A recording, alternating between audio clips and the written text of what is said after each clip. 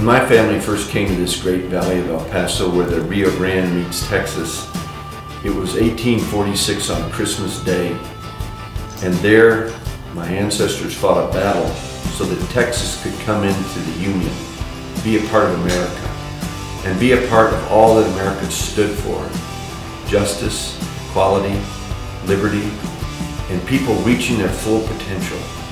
That's really what Texas is about. People from braceros who came in the 1960s to work the farms, to high-tech folks that live in Austin, Texas today, the students at UTEP striving to get great jobs in a knowledge-based world. It is us reaching our potential in Texas, reaching as high as our spirit and dreams, hard work, tenacity, and mostly education can take us. That's what the Texas Dream's all about. And today that dream is at risk. We're dead last in those that have a high school degree or better in the great state of Texas. Our dropout rate is a disgrace, a national scandal. We have fewer children that have health insurance than any state in America. Our skies are the most polluted in all the United States. What has happened in Austin over the last few years is that polluters and predatory lenders now run the place. Their lobbyists get bills passed that they want. And who pays?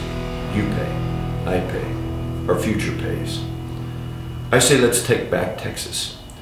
Let's make this state again the place of dreams, where all of us participate in a government of, by, and for people. After all, government is just us working together to do those things that we cannot do alone. That's really what has to happen in Austin, Texas today. The challenge of the future is educating our children to compete in a 21st century world based on knowledge. If we do that, we win. Texas is the state of the future. And if we fail, then our incomes will decline and we will not be the Texas that we have known and loved. So that is the challenge, and that's where we are. Let's talk about what happened in Austin. Let's be honest. What happened is tax cuts for the wealthy triumphed over great schools for all of our kids.